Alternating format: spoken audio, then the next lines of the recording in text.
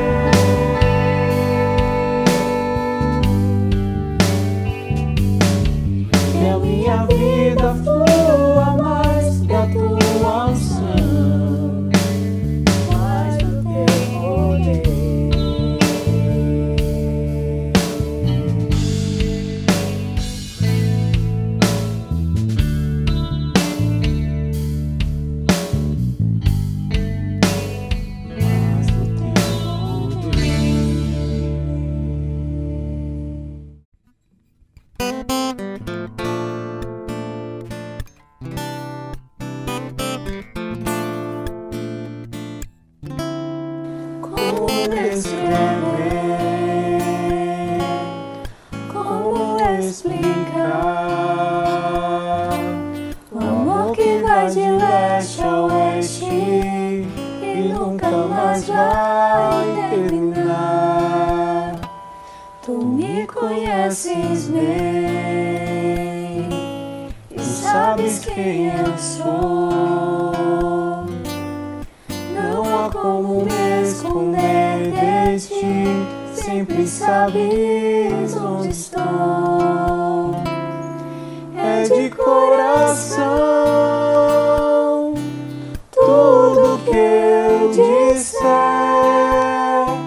no hino de louvor a Jesus de Nazaré. Se as palavras não mostrarem como é grande a minha gratidão, mesmo assim, Senhor, recebe meu louvor, é de coração. Se eu fizer chover palavras de louvor, ainda assim será tão pouco frente a esse amor.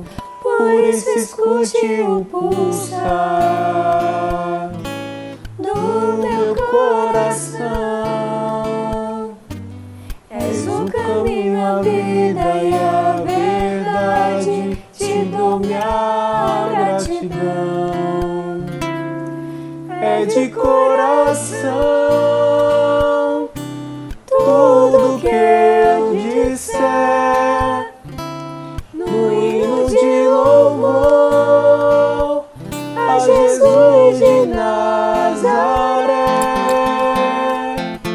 Se as palavras não mostrarem como é grande a minha gratidão, mesmo assim, Senhor, recebe o meu louvor, é de coração. Se as palavras não mostrarem como é grande a minha gratidão, mesmo assim, Senhor, recebe o meu louvor, é de coração.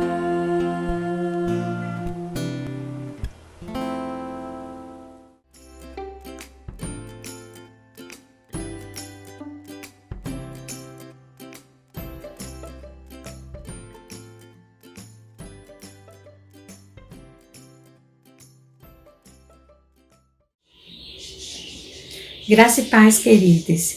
Eu creio. É o tema da campanha de missões estaduais.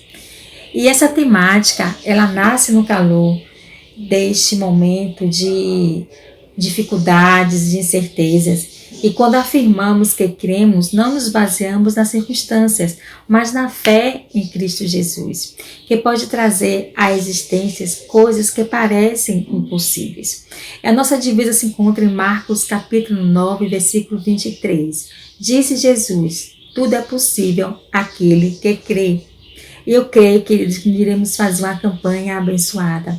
Eu creio no engajamento de cada classe, de cada irmão, ali, não somente ofertando, mas intercedendo pelos missionários, pelos campos missionários. E eu creio que através dessa campanha, vidas serão transformadas, vidas serão resgatadas, vidas serão curadas. Eu creio que o Senhor nos abençoe.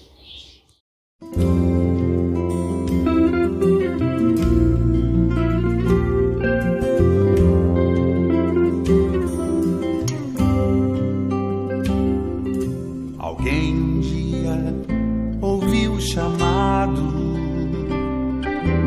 viva a fé que sempre em frente vai. O espírito leve, por Deus quebrantado, creu de coração aberto e foi. creu de coração aberto e foi.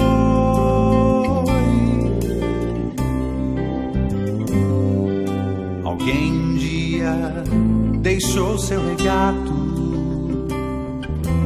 puro amor que toca, move, atrai, do Espírito Santo. Recebe o recado, larga tua terra, povo, e sai.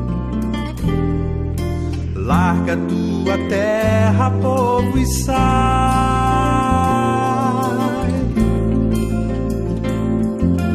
Rumo aos sonhos com Deus partilhados, rumo aos campos cobertos de flor.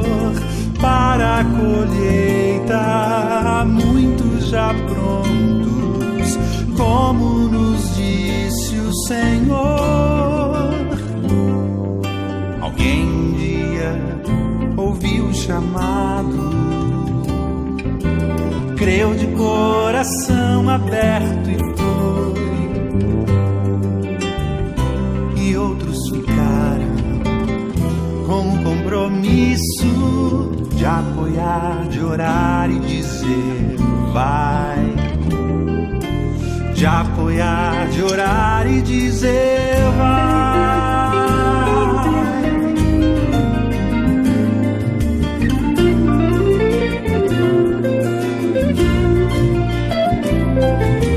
Rumo aos sonhos com Deus partilhados, rumo aos campos cobertos de flor.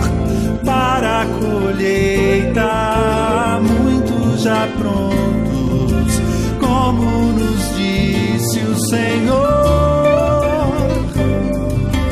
Rumo aos sonhos com Deus partilhados, rumo aos campos cobertos de flor. Para a colheita, muitos já prontos, como nos disse o Senhor. Alguém um dia ouviu o chamado, alguém um dia ouviu o chamado,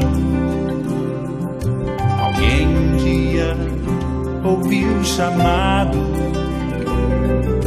alguém um dia ouviu o chamado. Alguém um dia ouviu o chamado.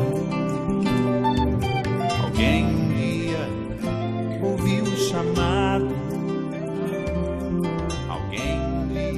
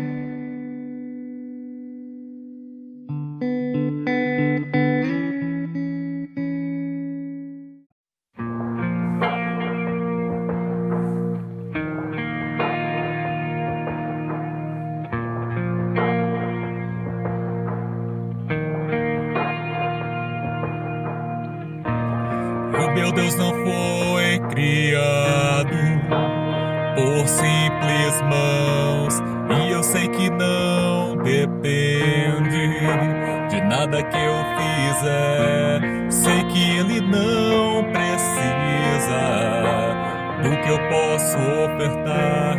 Ele é o poderoso Deus.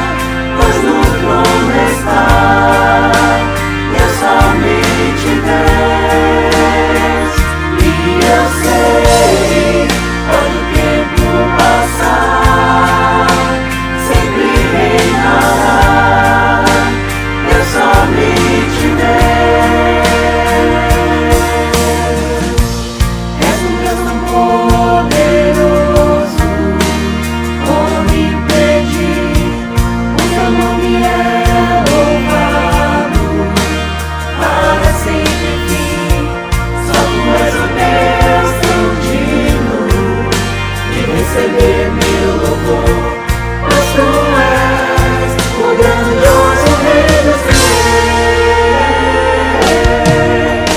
Tu somente és Deus, quero te adorar, pois no trono está Deus, somente Deus. E eu sei, quando o tempo passar, sempre reinará Deus, somente Deus.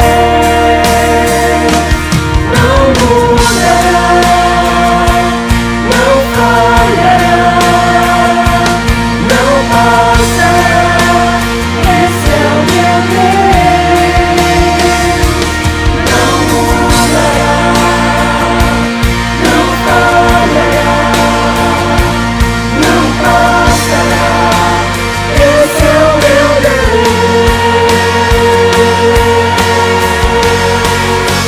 Tu somente és Deus, quero te adorar, pois no trono está Deus, somente Deus. E eu sei, quando o tempo passar, sempre reinará Deus, somente Deus. Tu somente és Deus, quero te adorar, pois no trono está Deus, somente Deus. E eu sei, quando o tempo passar, sempre reinará Deus, somente Deus. Deus, somente Deus.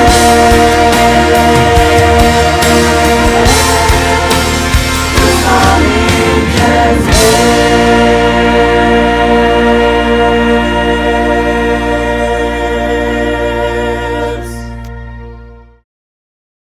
E nós queremos orar com os irmãos nesse instante. Vamos inclinar a fronte, faça isso, incline a sua fronte, feche os seus olhos e vamos a Deus em oração.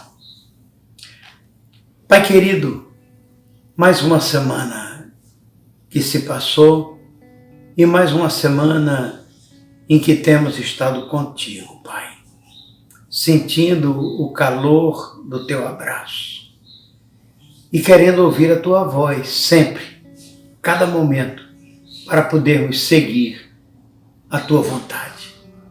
Dá-nos a paz e dá-nos a graça por Jesus. Amém.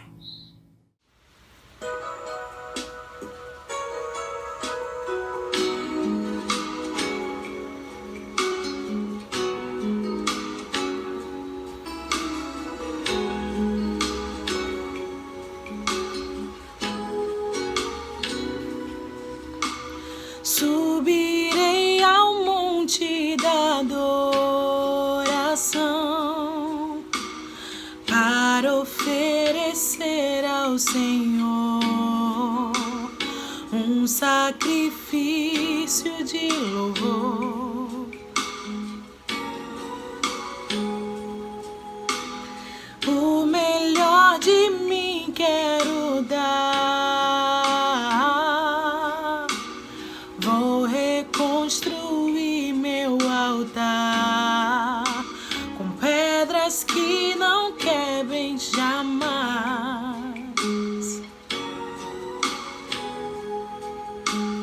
Pedras que resistam ao tempo. Pedras que resistam à chuva.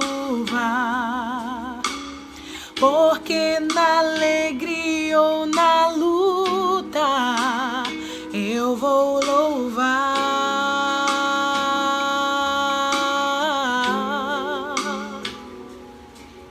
E o Cordeiro onde está? Jeová Jireh, Deus proverá. Deus proverá.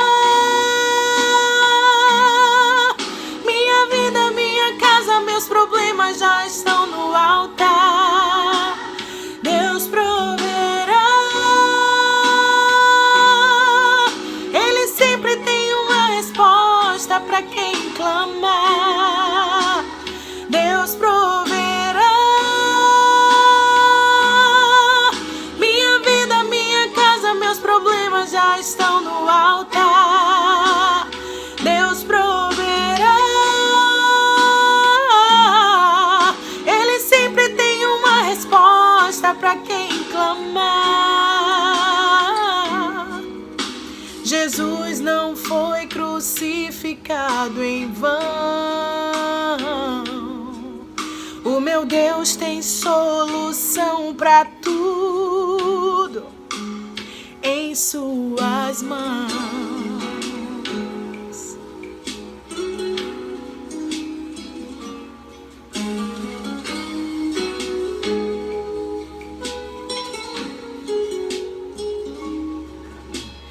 O melhor de mim quero dar.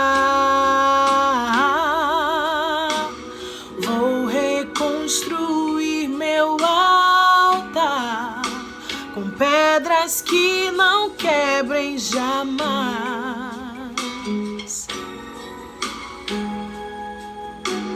Pedras que resistam ao tempo. Pedras que resistam à chuva, porque na alegria ou na luta eu vou louvar.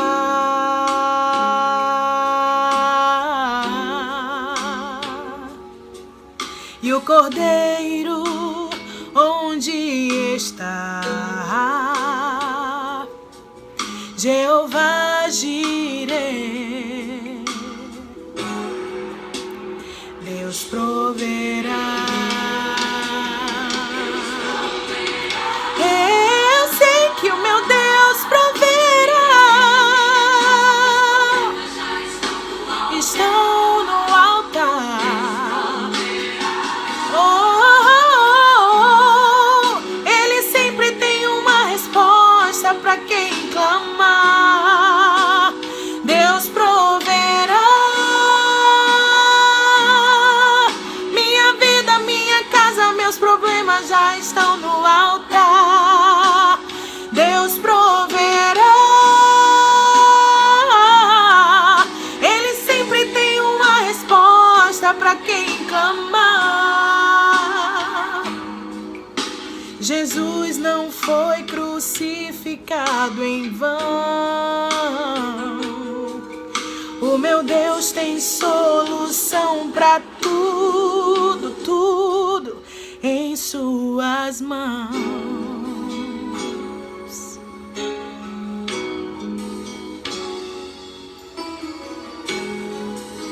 Que as provisões de Deus estejam sobre a sua vida, sobre a sua casa, sobre o seu lar. Amém. Nós queremos, nesse instante, refletir com os irmãos acerca da palavra de Deus. Eu quero fazer um passeio com os irmãos num artesanato. Vamos à casa de um oleiro, ver o seu trabalho e que lições nós tiramos para a nossa vida hoje. Abra sua Bíblia, por favor, em Jeremias, no capítulo 18. Começando no verso 1 até o verso 6, nós encontramos o seguinte: esta é a palavra que veio a Jeremias da parte do Senhor. Vá à casa do oleiro, disse o Senhor, e ali você ouvirá a minha mensagem. E então fui à casa do oleiro e o vi trabalhando com a roda. Mas o vaso de barro que ele estava formando se estragou em suas mãos. E ele o refez, moldando outro vaso, de acordo com a sua vontade. Então o Senhor dirigiu-me a palavra: ó comunidade de Israel, será que não posso eu agir com vocês, como fez o oleiro? Pergunta o Senhor. Como barro nas mãos do oleiro, assim são vocês nas minhas mãos, ó comunidade de Israel. Nós temos aqui o que se chama uma ação profética. É uma mensagem simbólica. Aliás, o profeta Jeremias utilizou bastante dessas mensagens proféticas ou dessas ações simbólicas que trazem, sem dúvida, trouxeram elas para ele uma lição muito importante para o povo de Israel, que não as compreendeu, mas que traz para nós igualmente uma profunda lição para o nosso dia a dia, especialmente nessa época em que nós estamos vivendo. É talvez esta do barro na mão do oleiro a mais conhecida das visões proféticas do Senhor. E esses capítulos 18 até o 20 do profeta Jeremias formam um todo. É como se fosse uma unidade em 3 capítulos em relação ao destino político daquele reino, o reino de Judá, e a relação que ele tinha com Deus. Mas é preciso dizer uma coisa, irmãos. É que Jeremias não era um profeta muito apreciado. Ele não era popular. Ele não era benquisto pelo povo. E a razão é a seguinte. É que o rei Josias, ele reinou de 639 a.C. a 608, ele havia falecido. No 18º ano do seu reinado, foi descoberto o livro do Deuteronômio, que estava extraviado, estava perdido. E quando foi encontrado, ele foi a causa, por sua implantação, de uma tremenda, magnífica reforma religiosa no meio daquele povo, do povo de Israel, basicamente do reino de Judá. Mas entrou aí o rei Jeoiaquim, que lamentavelmente era uma figura tremendamente injusta, incorreta, e essa pessoa, esse indivíduo, esse rei, ele foi denunciado por Jeremias por causa do seu vergonhoso comportamento. E também o que ele estava fazendo e o que ele estava levando o povo de Israel a fazer. Um comportamento indigno da mensagem e do ensino e da lei do Senhor. Por isso, Jeremias era antipatizado. Ele não era, como já dissemos, apreciado pelo povo. Mas vamos àquelas ações proféticas. A primeira delas, que mencionamos, é a do barro e do oleiro. E essa parábola chamada do oleiro e do barro foi extraída da sua experiência pessoal. Não sei quantos dos irmãos e das irmãs já tiveram a oportunidade de ver um oleiro trabalhando. Eu tive. É muito interessante. Quando ele toma o barro, a argila que está mole, e ele coloca então um pedaço daquela argila em cima de uma roda, e essa roda ele aciona com os pés. E à medida que ele vai acionando, ela vai girando, girando, girando. E ele vai, por exemplo, ele molha a sua mão na água e ele vai dando forma ao barro que ali está colocado ali em cima. E daquele barro ele forma, por exemplo, um jarro, uma vasilha, uma moringa. O que Jeremias quer dizer, o que ele quer contar com essa história, e que nós já vimos com nossos próprios olhos, é a relação e a revelação da parte de Deus com o povo de Israel. Acontece o seguinte, ele teve uma visão praticamente, mas ela não se deu no santuário. Ela não aconteceu no seu escritório, se ele tinha um. Aconteceu numa experiência de vida, lá na oficina, no ateliê daquele artesão. Não é interessante? Voltaremos a isso. Uma outra ação simbólica e profética que ocorre está no caso, a da amendoeira, em Jeremias capítulo 1, versos 11 e 12. E diz assim: e a palavra do Senhor veio a mim. O que você vê, Jeremias? Eu vejo o ramo de uma amendoeira, respondi. E o Senhor me disse: você viu bem, pois eu estou vigiando para que minha palavra se cumpra. À primeira vista a gente não entende muito bem. Por que aqui tem amendoeira com vigiando? É simples. É que amendoeira, a palavra, e a palavra vigiar são muito semelhantes. Então, quando ele olhou pela janela e ele viu aquele ramo de amendoeira brotando flores, florindo, portanto, ele entendeu. Ele disse: já que amendoeira parece com a palavra vigiar, o Senhor está vigiando. Então ele compreendeu, e aí veio essa palavra do Senhor. Ele está velando, ele está guardando o seu povo. Ele está como sentinela para com o seu povo. E aí veio a terceira das experiências. Foi a panela fervendo na cozinha.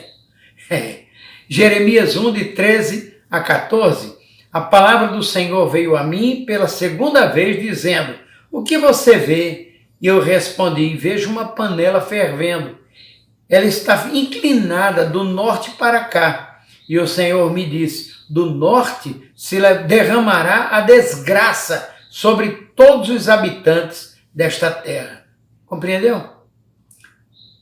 A fumacinha, o vapor da panela estava se dirigindo para o norte. E a lição foi essa: é do norte que virão os inimigos. Então vamos voltar, vamos ao acontecimento. Vamos à parábola do oleiro, que é uma ilustração clássica da soberania de Deus sobre a nossa vida. Esse tema não é desconhecido na Bíblia. Aliás, apareceu até antes mesmo de Jeremias ter essa experiência, porque vai aparecer em Gênesis, no capítulo 2, o verso 7. Isaías, no capítulo 29, no capítulo 41, no capítulo 45, no 64, e até no Novo Testamento, Romanos, no capítulo 9, verso 21, vai aparecer esta ilustração ou esta experiência do barro e do oleiro. Isso significa o seguinte, que Deus é soberano, mas ele trabalha com seres humanos livres quanto à resposta que nós vamos dar a ele, o nosso Deus. E Jeremias estava enfrentando duas dificuldades. Jeremias estava com dúvidas. Jeremias tinha incertezas. Ele não era ouvido pelo povo. O que ele anunciava, o que ele pregava, não era colocado em prática. Mas fazia 25 anos que Jeremias havia respondido à sua experiência de chamada. Ele já tinha um ministério de 25 anos, comemorando então seu jubileu de prata, e ele assumira esta chamada. Interessante, irmãos, é que nesta chamada para o ministério, Jeremias utilizou de todos os métodos. Ele falou ao povo através do método da proclamação, da pregação. Mas o povo continuava na mesma miséria espiritual. E Jeremias então utilizou outro método, o da condenação. E o povo continuava em rebeldia espiritual. Até o método do lamento, do pranto, Jeremias utilizou e o povo continuou insensível as coisas do Espírito. Ele usou o método da exortação e cada vez mais o povo pior.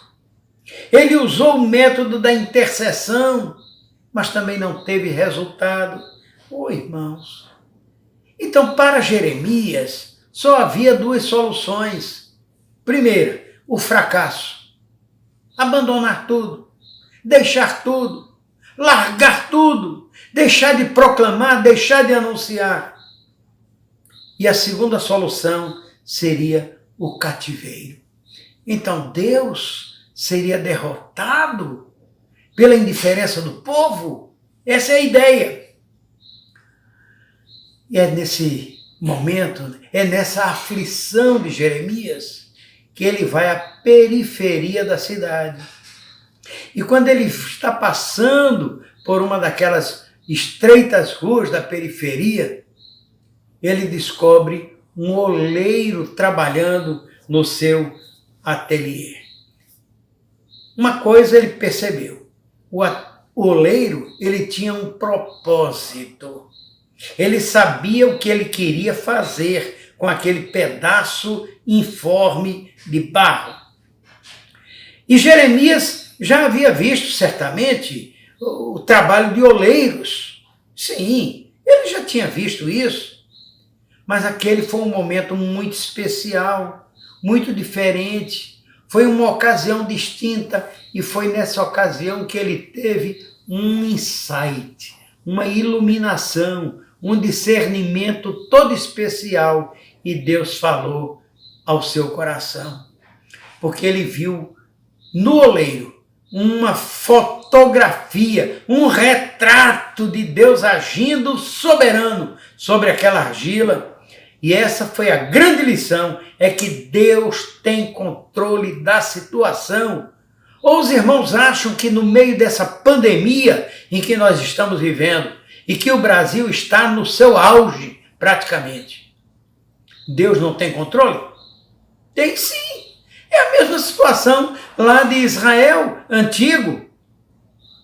Proclamação, exortação, lamento, proclamação em forma de profecia, tudo tem acontecido nos dias de hoje e o povo continua a ser indiferente à palavra do Senhor. Agora é interessante que antes de colocar aquele vaso, aquele jarro no forno para ser queimado, o oleiro examina. E examinando aquele vaso, se tiver uma falha, o vaso não presta. Aí, Jeremias tirou 2 lições novamente. E as 2 lições são paciência e perseverança. O oleiro tinha que ser paciente, mesmo que tivesse uma falha, e perseverante, para amassar outra vez aquele jarro e levantá-lo novamente como uma obra de arte. Ele aprende, portanto, Jeremias, que o cativeiro seria uma recomposição do povo de Israel. Eu acho que nós podemos dizer a mesma coisa de hoje, irmãos. Esta pandemia, esta peste que está no nosso povo e que colocou o mundo todo em polvorosa, ela vem para uma recomposição de nossas almas, de nosso coração, de nossa mente, de nossa consciência, de nossa tarefa e da nossa missão. Porque o poder de Deus se revela na construção e não na destruição. Não veio para esta pandemia para destruir o nosso povo. Pelo contrário, veio para nos construir ou nos reconstruir. É isso que ele faz conosco, então. Então vamos pensar nisso. Quebrantar, quebrar, moldar. E dizer que Deus precisa nos quebrantar não é apenas um jeito piedoso de falar. Não, é uma lição de vida. Não foi o que aconteceu com Maria de Betânia, que quebrou um frasco de perfume caríssimo. Tanto o frasco, mais ainda o perfume, nos pés de Jesus? Agora, sabe, irmãos, Deus tem 2 modos de nos quebrantar. Ou ele nos quebranta pouco a pouco, ou ele nos quebranta de repente. Sabe como foi que ele quebrantou de repente? Paulo, quando ainda era Saulo, e ele vai pelo caminho até Damasco, e no meio do caminho ele tem um encontro com Jesus. Isso foi de repente. E o de repente se transformou. Que queres que eu faça? Transformou-se em uma reconstrução de sua vida. Mas pode ser pouco a pouco. Nós temos exemplo na nossa igreja de homens cristãos, homens de fé, homens de Deus, que eles foram quebrantados pouco a pouco. E os irmãos sabem de quem eu estou falando. Daqueles que sempre frequentaram as atividades, até participaram da escola bíblica, dos cultos, e durante 10 anos, 15 anos, 20 anos, 35 anos, 40 anos, eles frequentaram os trabalhos e foram aos poucos sendo quebrantados, até o dia em que todos três, que eu estou me lembrando agora, perguntaram: pastor, quando é o próximo batismo? Deus faz assim, irmãos. Ele nos quebranta, mas Ele nos molda e Ele dá então uma recomposição na nossa vida. E essa experiência que vem devagar, bem devagarinho, depois se revela como sendo uma conversão em alta escala. Na verdade, o tempo é o tempo de Deus. E isso Ele está fazendo conosco, irmãos, durante esse período de praga, de peste, de pandemia, para usar uma palavra mais bonita. Na verdade, o tempo é dele. E um pensador cristão disse com muita propriedade: pouco importa que seja por uma corda, ou seja por um fio que a nossa alma esteja presa. Se estiver presa, não poderá voar para Deus. É preciso cortar o fio.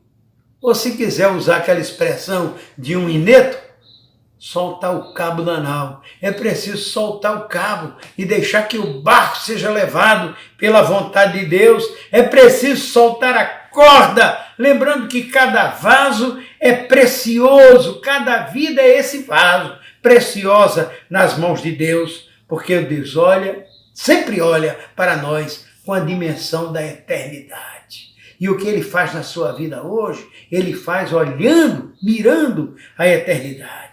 Porque a argila, amados, é a personalidade de cada um de nós. É a sua personalidade, é o que você é o que você tem sido. Então o que é que você pode fazer? Como é que você pode se consagrar a Deus? O que é que a Bíblia ensina sobre isso? Veja bem, primeiro passo para a consagração é fazer uma consagração definida. É dizer a Deus: Senhor, eu sou teu. Usa-me. Tantos disseram isso. Está na palavra e está na vida dos servos e de servas do Senhor que disseram: Senhor, eu sou teu. Eu sou tua. Usa-me. Segundo, diga a Deus o que você quer deixar para trás. O que você quer abandonar. O que não serve mais na sua vida, o que não presta, deixe para trás. Terceiro, confie que o Espírito Santo de Deus vai trabalhar na sua vida e vai lhe dar uma nova consciência, um novo empenho e uma missão retomada, porque você já sabe que a sua missão é estender o reino de Deus aqui na terra. É somente retomar e seguir adiante. Que a bênção do Senhor esteja sobre você, agora e sempre. Amém.